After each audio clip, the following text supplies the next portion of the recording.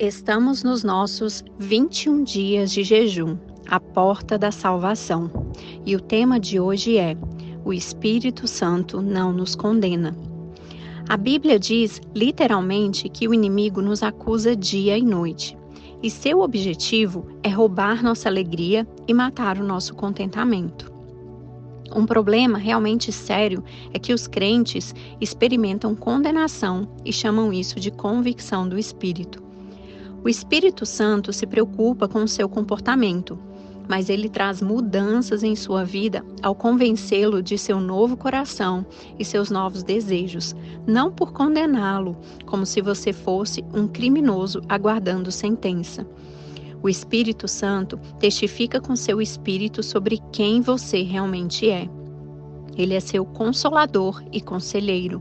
Ele não mantém registro de seus erros e não se lembra mais de seus pecados. Hebreus 10:17 diz que o próprio Espírito Santo não se lembra dos seus pecados. Então, por que ele estaria condenando você por algo que ele não se lembra? Por que ele estaria condenando você por algo de que ele não mantém registro? A verdade é que a palavra condenar nunca é usada para expressar como o Espírito Santo se relaciona com um crente. Nós normalmente usamos a palavra condenado para alguém que estava em julgamento e foi condenado. Em seguida, ele aguarda punição. Isso não descreve como o Espírito Santo se relaciona conosco como filhos de Deus. A ideia de convicção ou convencimento é reservada exclusivamente à obra do Espírito na vida dos incrédulos. Quando ele vier, convencerá o mundo do pecado, da justiça e do juízo. Do pecado, porque não creem em mim. João 16, do 8 ao 9. O Espírito Santo convence o mundo, porque ele não crê em Jesus. Então, se o Espírito Santo não está convencendo crentes, como ele se relaciona com você? O Espírito Santo é seu conselheiro e consolador. Ele guia você em toda a verdade. João 16:13. Ele nunca o trata como um condenado. Ele simplesmente dá testemunho de seu verdadeiro chamado como filho de Deus. Romanos 8:16. O Espírito Santo está treinando você para o futuro, não punindo-o pelo passado. Ele o lembra de que você está acima do pecado. O pecado está abaixo de você e você não foi feito para o pecado. Ele não está convencendo você de seus pecados, mas de sua justiça. Quem condena e acusa é o diabo. O sentimento de acusação está na origem de todos os nossos problemas espirituais. O inimigo é chamado de acusador de nossos irmãos. Satanás significa acusador. Esse é o principal trabalho. Ele aponta as nossas falhas constantemente. Quando fazemos algo certo, não é certo o suficiente. Se fazemos algo bom, não é bom o suficiente. Se fazemos algo errado, ele nos lembra disso constantemente. Ele é aquele que nos acusa de dia e de noite. Apocalipse 12:10. O seu alvo é trazer acusação à vida do crente e ainda assim não ser detectado. Na verdade, muitos crentes confundem a acusação do diabo com o convencimento do Espírito Santo. Creio que o maior alvo do maligno é nos acusar e mesmo assim não ser detectado. As pessoas se sentem mal e presumem que o Espírito Santo está falando com elas. Pensam que se sentem mal para aprender alguma lição espiritual.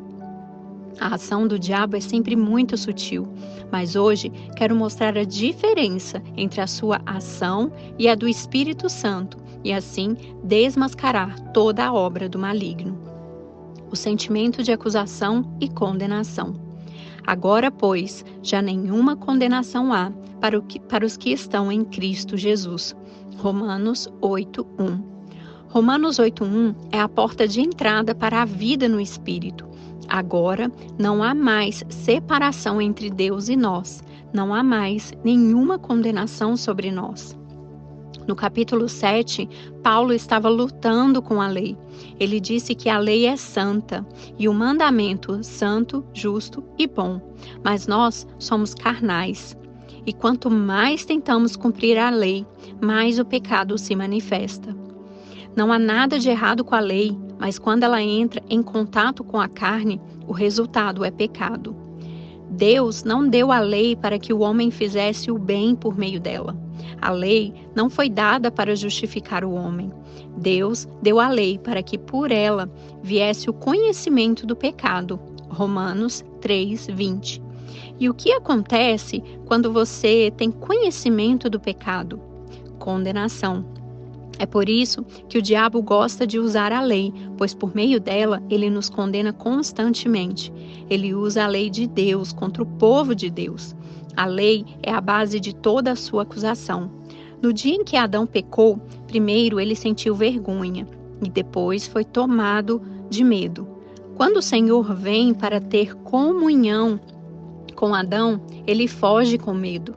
Ele diz ao Senhor: ouvi a tua voz no jardim, e porque estava nu, tive medo e me escondi. Perguntou-lhe Deus: quem te fez saber que estavas nu? Gênesis 3, do 10 ao 11. Em outras palavras, o Senhor perguntou: quem te disse que você estava nu? Quem disse foi o diabo.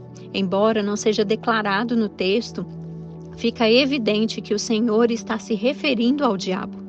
Uma vez que Adão quebrou a lei de não comer do fruto da árvore do conhecimento, o inimigo vem para lhe mostrar que ele agora era sujo, indigno, nu e não podia mais ter comunhão com Deus. No fim, Deus disse que o homem teria de suar para conseguir o alimento.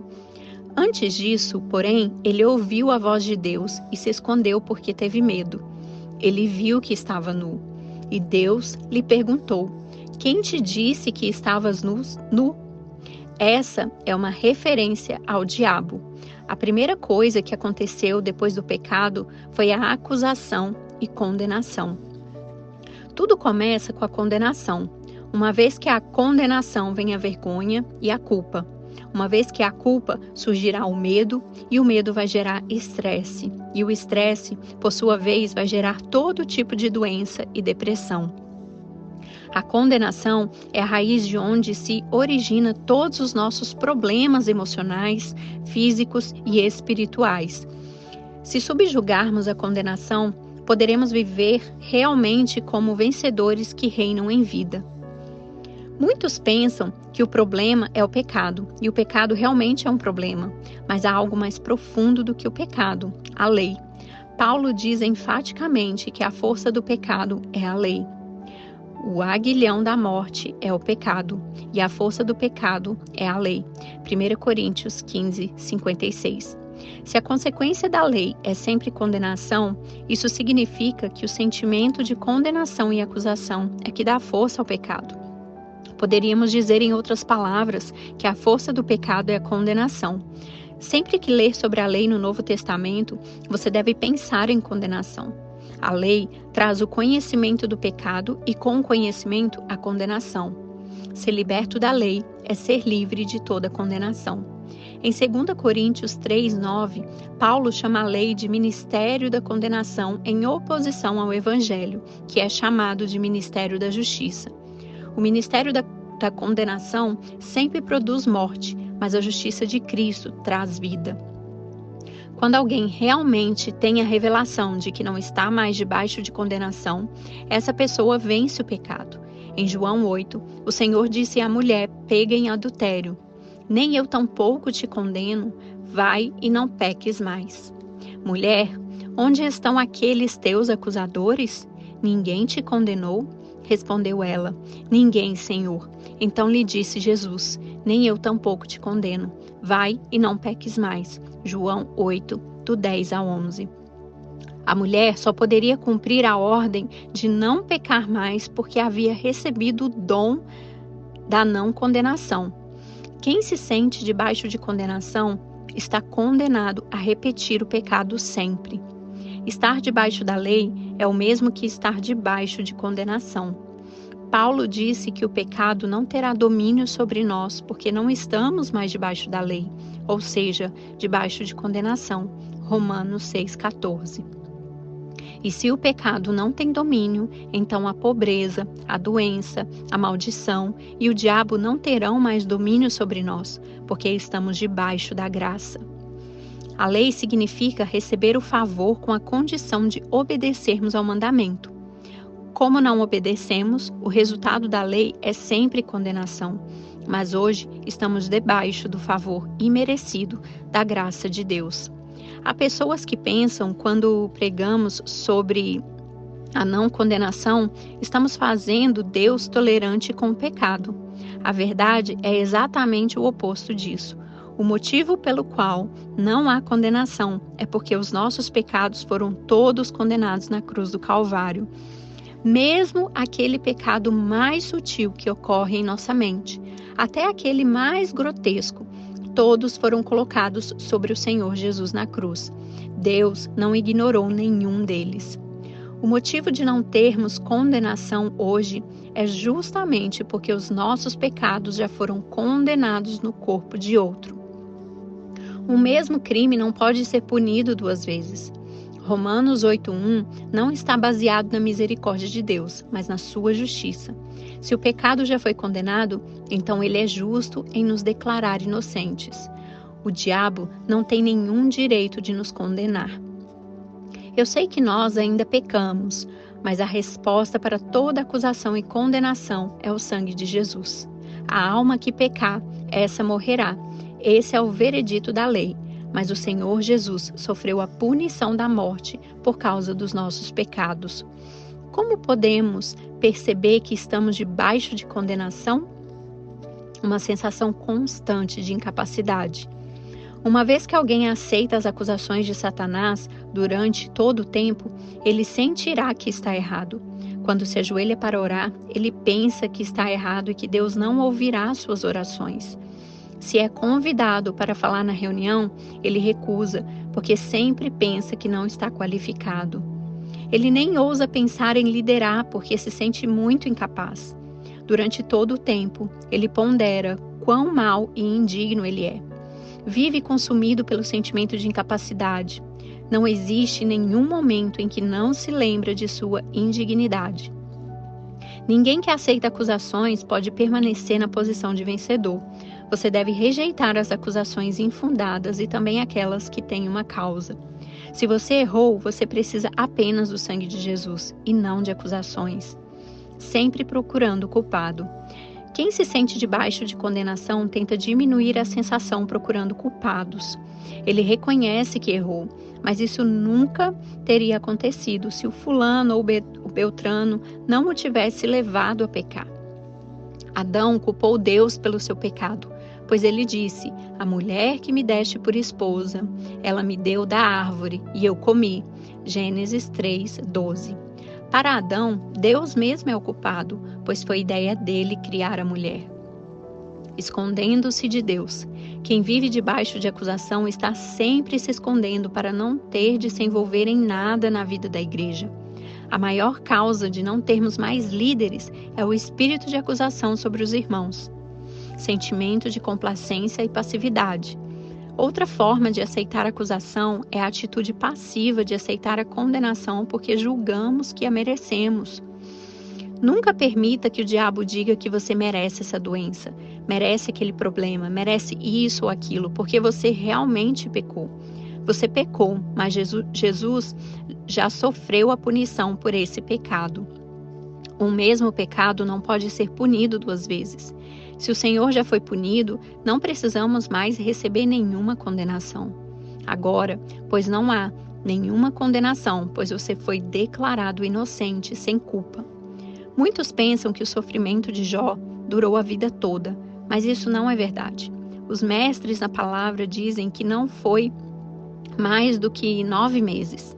A Bíblia nunca diz que devemos considerar o sofrimento de Jó, mas o seu fim. Tiago 5:11. Alguns dizem que são como Jó. Então, esteja certo de que ser abençoado como ele foi, fim dos 9 meses.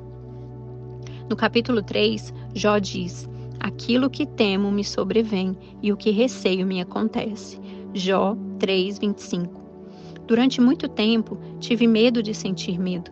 E quanto mais medo eu tinha, mais medo eu sentia de ter medo, porque me foi dito que, quando sentimos medo, atraímos para nós coisas ruins. A verdade, porém, é que o medo, como já mencionamos, tem uma raiz mais profunda, a condenação. No capítulo 1, vemos Jó oferecendo sacrifícios, mas porque ele os estava oferecendo? Ele temia que talvez tivesse pecado. Decorrido o turno de dias de seus banquetes, chamava Jó a seus filhos e os santificava. Levantava-se de madrugada e oferecia holocaustos segundo o número de todos eles, pois dizia: talvez tenha pecado os meus filhos e blasfemado contra Deus em seu coração. Assim o fazia Jó continuamente. Jó 1:5. Jó vivia debaixo de acusação e medo.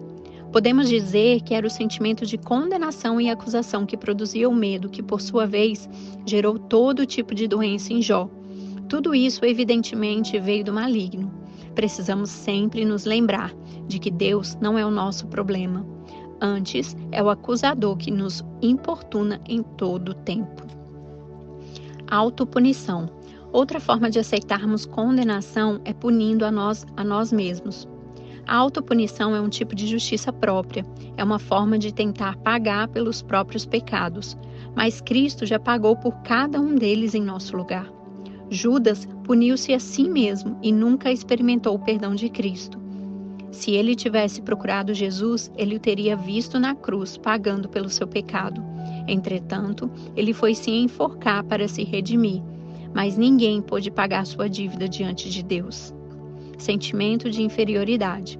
Eventualmente, o diabo procura disfarçar a acusação com o sentimento de humildade cristã e, por isso, muitos vivem debaixo de acusação, pensando que isso é alguma virtude.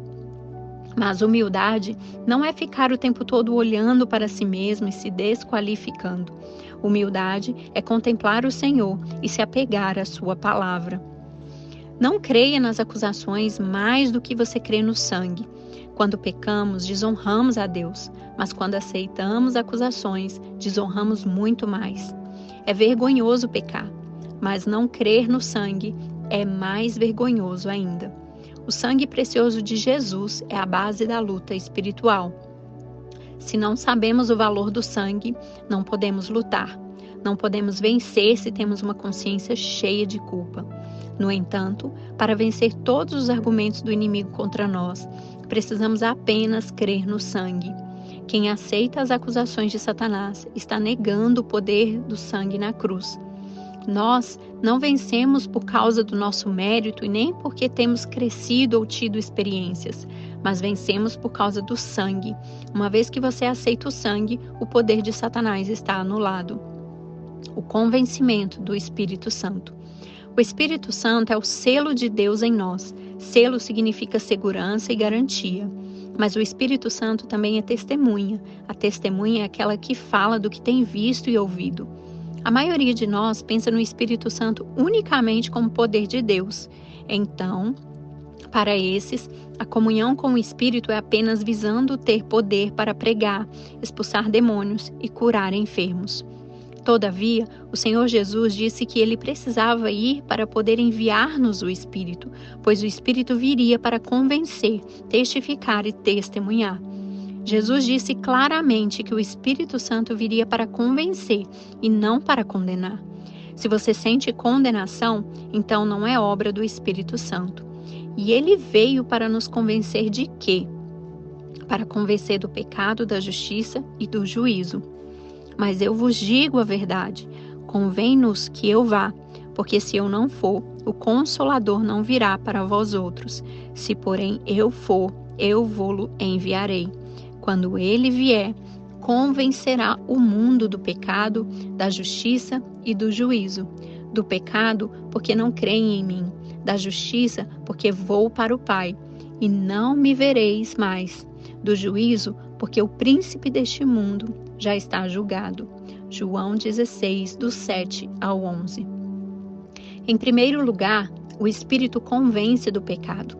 Veja que é pecado no singular indicando a condição ou a natureza pecaminosa. Quando ainda não somos convertidos, o Espírito Santo nos convence de que somos pecadores e precisamos de um Salvador. Mas depois que nos convertemos, Ele não fica nos incomodando e perturbando, mostrando os nossos pecados, no plural, o tempo todo. Ninguém consegue viver com alguém que constantemente está apontando os seus pecados. É difícil desfrutar da vida ao lado de um crítico que nos importuna o tempo todo. Nós fugimos de amigos que nos censuram, que apontam nossos erros a cada instante. Na verdade, nós nem nos aproximamos de tais pessoas. Mas aqueles que conseguem ver em nós virtudes que nem nós mesmos vemos, são os melhores amigos. Até nos apaixonamos por pessoas assim. Somos atraídos por aqueles que acreditam e veem potencial em nós. Esse é o testificar do Espírito Santo, nosso amigo. Depois que nos convertemos, já não precisamos ser convencidos do pecado, mas agora precisamos ser convencidos de que somos justos em Cristo. Jesus disse que o Espírito nos convenceria da justiça, porque ele complementou com a expressão: porque eu vou para o Pai e não me vereis mais.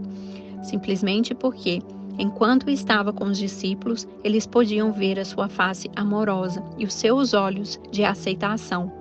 Sabemos que o Senhor não aprova o pecado, mas quando os discípulos falhavam, eles podiam ver nos olhos do Senhor o perdão e a aceitação. Hoje, quando falhamos, como podemos saber que Ele ainda nos ama? É o Espírito Santo que nos convence da justiça. A justiça do Novo Testamento é a justiça de Cristo, que nos foi dada pela graça por meio da fé. Precisamos ser convencidos dessa justiça frequentemente. Não vemos justiça em nós mesmos, por isso precisamos que o Espírito testifique que somos justos por causa de Cristo. Por fim, o Senhor disse que o Espírito convenceria do juízo, porque o príncipe deste mundo já está julgado. Veja que é o diabo que já está julgado e condenado, não somos nós. O juízo é sobre o príncipe deste mundo e não sobre nós. Precisamos ser convencidos de que o diabo já está condenado e debaixo de nossos pés, para testificar que somos filhos. Porque não recebestes o espírito de escravidão, para viverdes outra vez atemorizados, mas recebestes o espírito de adoção, baseados no qual clamamos, Abba, Pai. O próprio Espírito testifica com o nosso espírito que somos filhos de Deus. Romanos 8, 15 ao 16. A palavra adoção aqui seria melhor traduzida como filiação, pois recebemos o poder de sermos feitos filhos de Deus. Mas a todos quanto receberam, deu-lhes o poder de serem feitos filhos de Deus, a saber, aos que creem no seu nome. João 1:12. Portanto, adoção aqui não significa aquela adoção em que pessoas tomam filhos de outros para serem seus próprios filhos. E o que é esse espírito de adoção? É o próprio Espírito Santo testificando que somos filhos. Vamos imaginar que um homem muito rico resolveu pegar uma criança de rua e fazer dela o seu filho. Então, ele alimenta aquela criança, veste-a de boas roupas, treina nas melhores escolas, mas há uma coisa que ele não pode fazer. Se o garoto tem um grande sentimento de inferioridade, ele não se sentirá confortável na mansão. Antes, preferirá ficar na rua. O homem rico não pode colocar o espírito de grandeza dentro do garoto, mas Deus fez isso por nós. Ele colocou o espírito de filiação em nós, e por esse espírito clamamos Abba. O Espírito testifica com o nosso espírito que somos filhos de Deus. O inimigo está constantemente tentando impedir o testificar de que somos filhos, porque filhos reinam. Servos não reinam, mas filhos sim. Ele quer nos manter debaixo de um espírito de escravidão para vivermos atemorizados, para testemunhar que somos perdoados. E disto nos dá testemunho também o Espírito Santo, porquanto, após ter dito, esta é a aliança que farei com eles, depois daqueles dias, diz o Senhor, porei no seu coração as minhas leis e sobre a sua mente as inscreverei, acrescenta. Também, de nenhum modo, me lembrarei dos seus pecados e das suas iniquidades para sempre. Hebreus 10, 15 a 17. O Espírito Santo nos dá testemunho de que fomos completamente perdoados. Aqui o testemunho é para nós e não em nós. Algumas pessoas ficam procurando sentir que seus pecados foram perdoados, mas isso é um grande erro. O Espírito Santo testemunha para nós e não em nós que os nossos pecados foram perdoados. Os nossos pecados foram todos cravados na cruz de Cristo. Por isso, hoje o Espírito Santo testemunha que ele não se lembra mais de nossos pecados. Quem está testemunhando sobre o poder do perdão na cruz não é homem e nem anjo, mas o próprio Espírito Santo. Se queremos viver a vida plena e abundante que o Senhor veio nos dar, precisamos vencer toda acusação e condenação.